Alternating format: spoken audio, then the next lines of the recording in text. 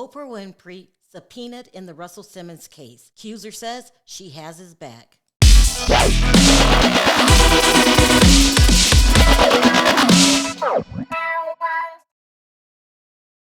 Oprah Winfrey subpoenaed in the Russell Simmons case. Accuser says she has his back.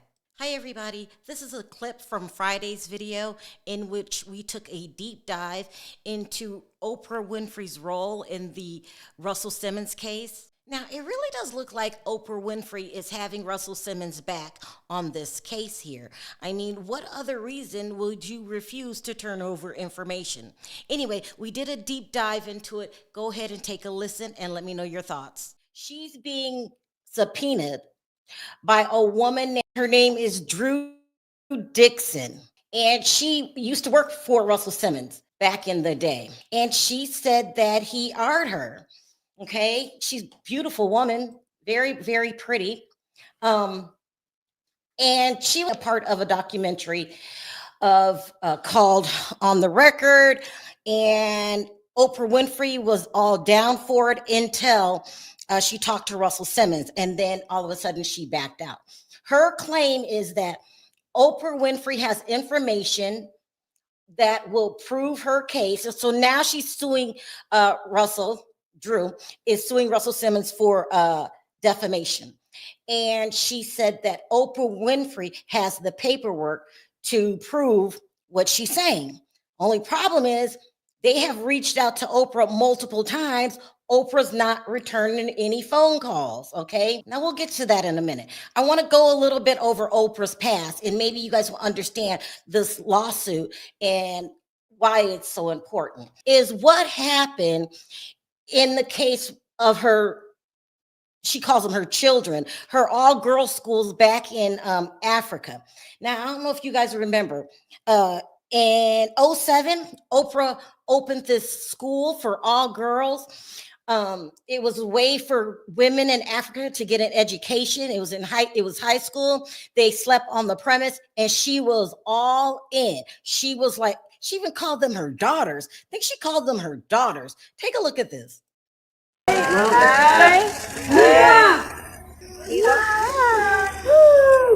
Control, and I wanted to be able to be in control so I could manage what was going to happen in their lives. And so often what happens when you release it, it comes back to you. So that's what's happening. Magnificent that in the very beginning I could just tell, okay. It is that it's just everything comes together at a point where you understand that your life is bigger than you ever imagined. You know, I never had children. Never even thought I would have children. And now I have $152, expecting 75 more next year. See you later. She was all in. She said she had $152 now, expecting more later. She was really into this school, and she said she wanted to help them with all aspects of their life. But that same year, it's like if you're in college and you're in charge of the floor, I can't think of the name of it, matron, I guess they called her, a woman that was supposed to be in a power position to help the children was touching them. Okay, these girls are teenagers. They're able to talk and say what happened to them. It's not like you're working with a little child, right? And Oprah flew back right away because she was very, very concerned. And I believe they arrested the lady. Let's see if they arrested her. Hours later. Here we go. Take a listen. We arrested a former employee who was working at Oprah Winfrey Leadership Academy for Girls. She was arrested yesterday for several charges, including assault, indecent assault, as well as soliciting girls under the age to commit indecent assault. And she's now at the Vereniging police cells. Oprah was all in. She rushed back. She made it news here in the United States. It was news there because she said she was concerned.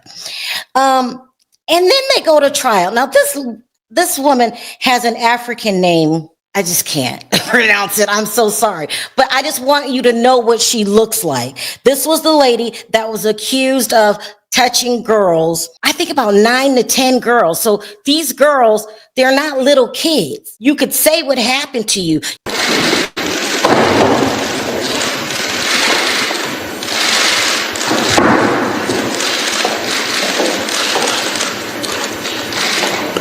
Welcome to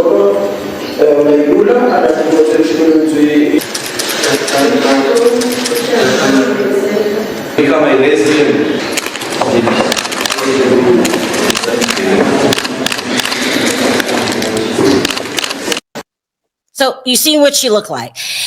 That was during the trial. You know who wasn't there? Oprah Winfrey. The women's parents, or the girls, the teenagers' parents, were upset because after Oprah came and made a big deal out of that, they saw her less and less and less. The woman ended up getting acquitted. That just means your case wasn't good enough. I don't know how you get acquitted when you have girls that can speak and you could see in their eyes and hear in their voices what happened to them, but they were acquitted. Then the lady turns around and sues Oprah Winfrey for defamation. Oprah Winfrey quietly takes a plea deal with the girl, start paying her money, right? I believe they said $250,000. Now that's a lot of money here, but that's a whole lot of money in Africa, right? So they got upset. They got upset with Oprah because they were like, why would you settle with her? You know that the girls are traumatized from the trial, her being acquitted, and then you settle with her. They felt cheated. You stopped coming around like you begged, like you promised us. You just stopped showing up. Okay, so then they were upset. And I don't blame them because the girl ended up getting another job at another school working with children. So they had a meeting because they went off on Oprah Winfrey, right? And in this meeting, they said that Oprah was being flippant, acting like they did something wrong. When they said they were going to remove the children out of the school, she was basically like, well, you got to do what you got to do. And this little footage leaked out. Take a listen of her. She's in a meeting and she's talking to the parents. I bless you in removing your child from the school, big school, because my number one priority is the safety and well-being. That's what leaked out. She basically was like, well, do what you got to do. But I thought these were your children. I thought you were supposed to help them with every aspect of your life. Now, we on this channel know how Oprah is because we covered her during the Color Purple, the musical taping, and when she wasn't paying the women, and Taraji P. Henson couldn't take it anymore and started crying. So we knew she had another side. I also wanted to play this. Let's see, did I download this? You know, with the Harvey Weinstein situation, she never really came forward in support of the victims. She never did. When they cornered her and she was on Gail's morning show and they finally asked her about it, she talked about everything but Harvey Weinstein. She never, ever, ever came out and said anything against him. Not that he's a monster. Not he shouldn't be doing what he's doing. None of that. She protected that man to the end. I can't believe I don't have the footage. She protected Harvey Weinstein till the end. People wonder, was there money involved? Are you a part of this secret Illuminati that everybody's talking about? Why wouldn't you hold those victims down the way you did Michael Jackson's victims? Alleged victims. Because you could tell those two boys were lying out of their damn mouth. They were lying, if you ask me. They were lying.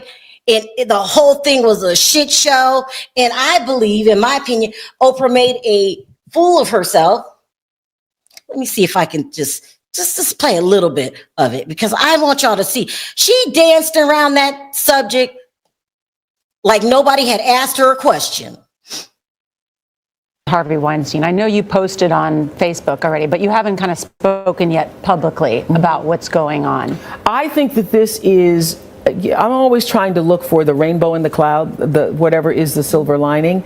And this is what I do know for sure. When something this major happens, when you have the fallout, 50 women coming forward, that it's a watershed moment. And what I do believe is actually happening is that, first of all, it's triggering a lot of unreleased pain, repressed anger, guilt, and suffering that a lot of women have had. I happened to be on set with several actresses the other day, and we were filming some things, and they hadn't slept over a period of 2 or 3 days, and I was like, what is that? I said, oh, you guys are suffering from PTSD. And when you start talking about it out loud, too. Everybody has a story. Everybody has a story. And so I think this is a watershed moment. And if we make this just about Harvey Weinstein, then we will have lost this moment. I think this is a moment where no matter what business you work in, there have been women who not only had the disease to please, that's a part of it, but who felt that in order to keep my job, in order to keep my position, in order to keep moving forward, I've got to smile, I've got to look the other way, I got to pretend he didn't say that, I got to pretend he didn't touch me. I think those days are about to be over. Now, if we focus on Harvey Weinstein, then we won't be in the moment. If we make it about Harvey Weinstein, who should we make it about, Oprah? Who were the 37 women complaining about? Girl, you just talking. You just rambling. Because you stand up for your boy. That's your boy. If we make this about Harvey Weinstein, we'll miss the moment. When she said that, that's when I knew that Oprah Winfrey was full of shit. That's when I knew. She acting like, this isn't about Harvey. There's a bigger message here. No, bitch, it's about Harvey. I mean, all those women, it started the Me Too movement. Women were crying. Women were coming forward with the support of their sisters. All the women, we bonded together, except for your ass, Oprah. Because you said you're not going to make this about Harvey. And let me tell you something, what men always say, and I hope nobody in the chat thinks this way. Men always say, why didn't you come forward earlier? Please stop saying that. Stop saying that. Y'all don't understand. Y'all don't understand. People have lost their jobs for coming forward. People have lost their reputations for coming forward because you get called a damn liar. Somebody as powerful as Harvey Weinstein, nah, you better have your P's and Q's in order when you try to bring him down.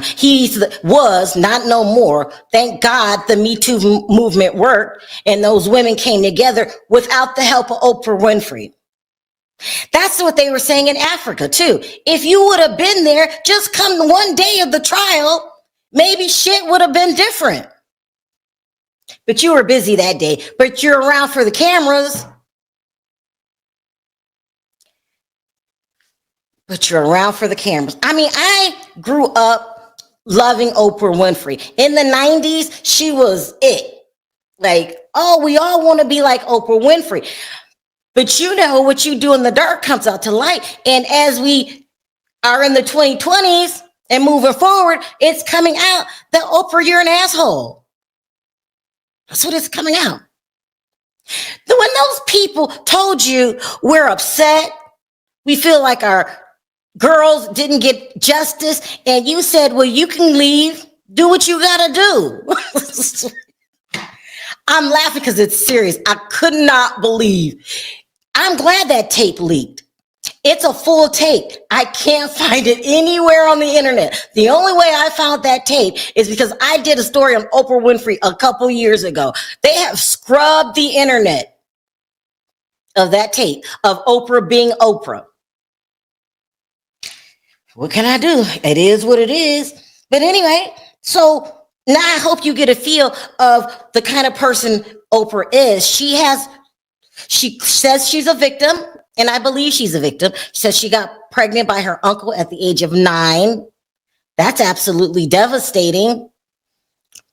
And you should be an advocate, not just when the cameras are rolling.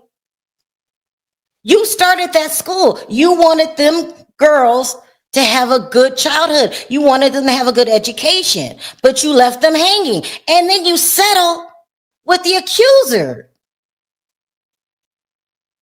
If you know that the first trial she got acquitted, why wouldn't you go to a second trial? Don't ask me why she did it. I don't know. I don't understand Oprah Winfrey. And then you didn't tell them. Then when you get them in a room, you cuss them out. You're being passive aggressive, ma'am. So let's talk about your shady ass personality, okay? So let's go back to Drew.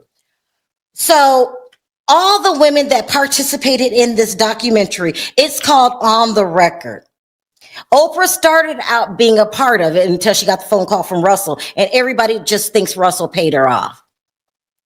Because what changed from you being involved in the documentary and then all of a sudden, I don't know if the victim stories really add up.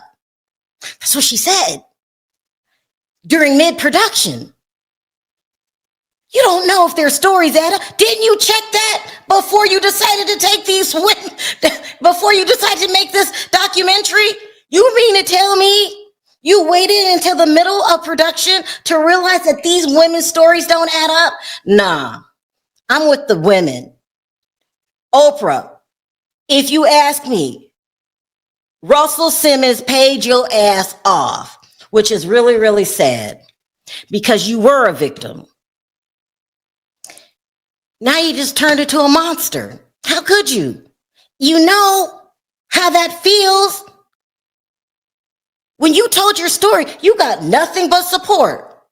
Okay, so she leaves the documentary and basically sides with Russell Simmons. So behind the scenes, she was saying that she doesn't believe the women and she looked into it and their stories don't add up and she just didn't want to be a part of it. And I would have bought that if that was your only story, if there wasn't proof that you were in mid-production. That means you didn't vet these people. You just go make a documentary and let them talk and say whatever they want. That's not true. All documentaries have a vetting process to prevent things like that from happening, like what you just did. So anyway, all the rumors are, all the women are upset, and they said that Oprah turned on them. And then he's in Bali, which is in Indonesia. They don't have any extradition laws. And you can't tell me that it's a poorer country, and that's no shade to anybody from Indonesia. I'm not saying that. I'm just saying that it doesn't appear, they don't have as much money as the United States. That's just a fact.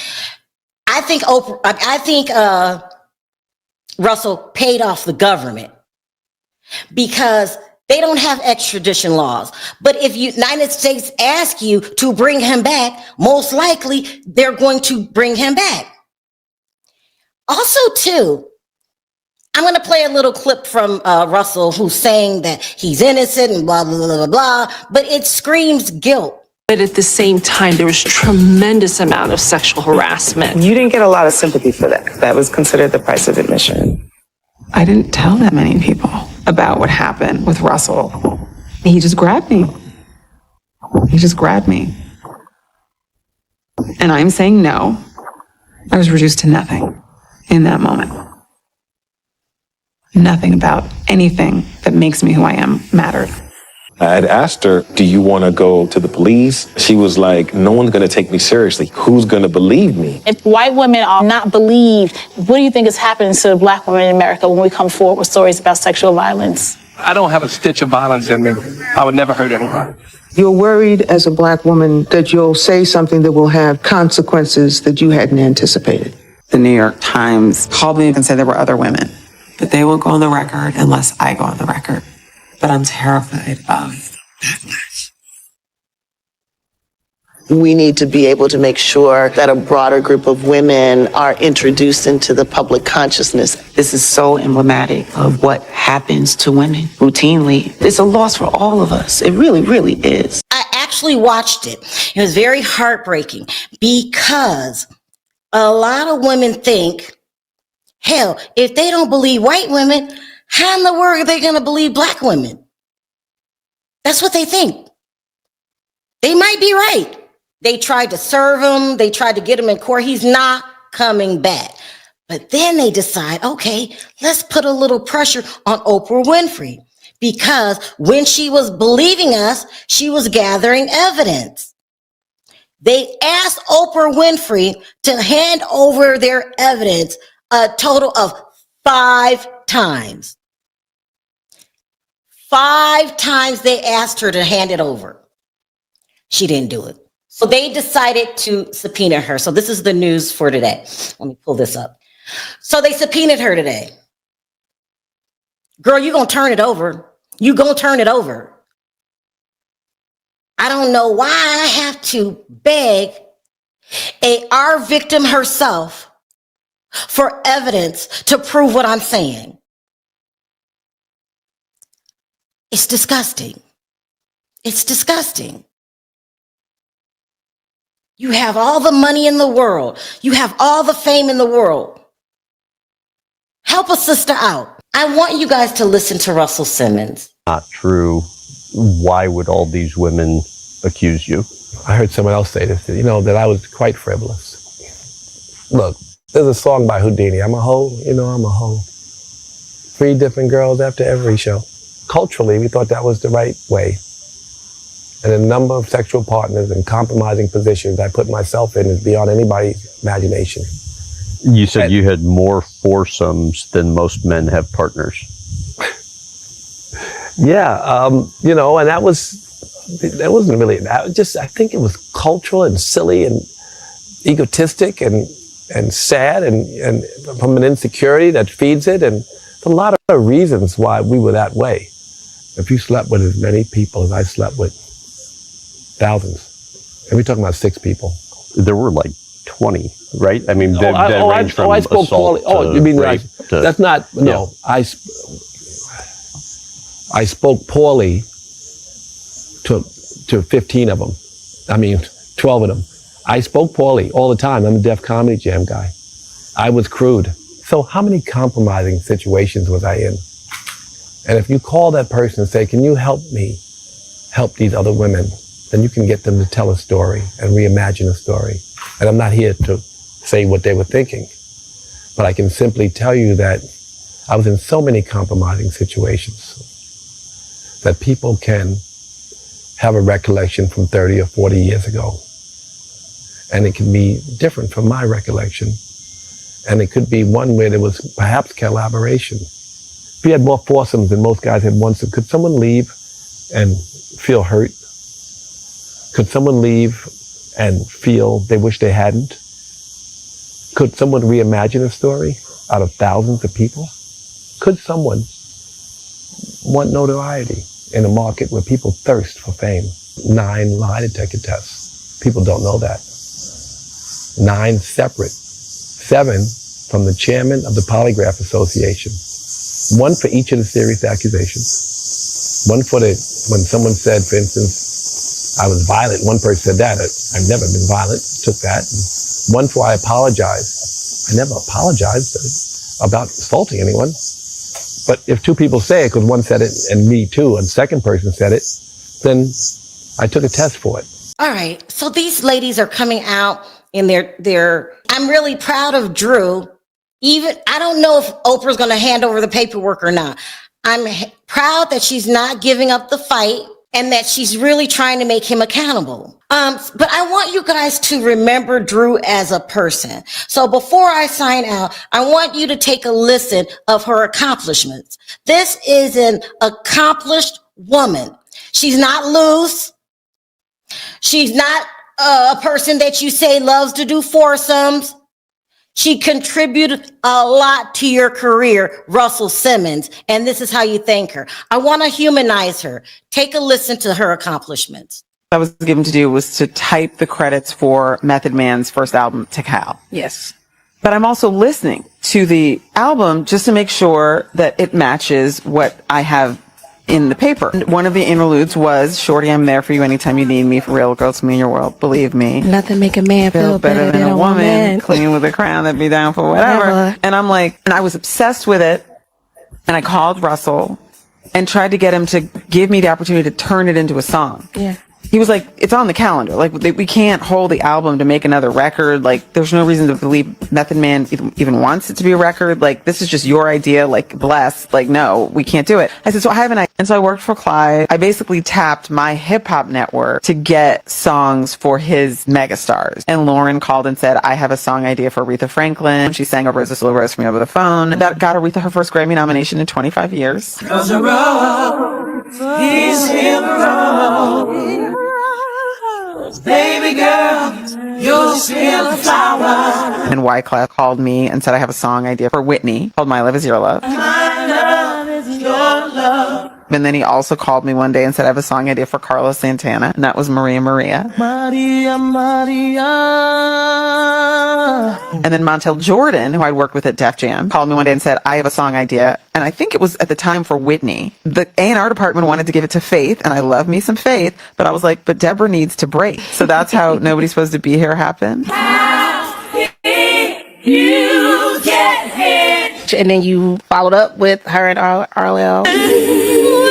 This woman is accomplished. She's no lying hoe that Russell Simmons is making her out to be. So I'm going to keep my foot on Oprah's neck. We'll see what goes on. If she's going to turn this damn paperwork over, what is she going to do? We'll find out.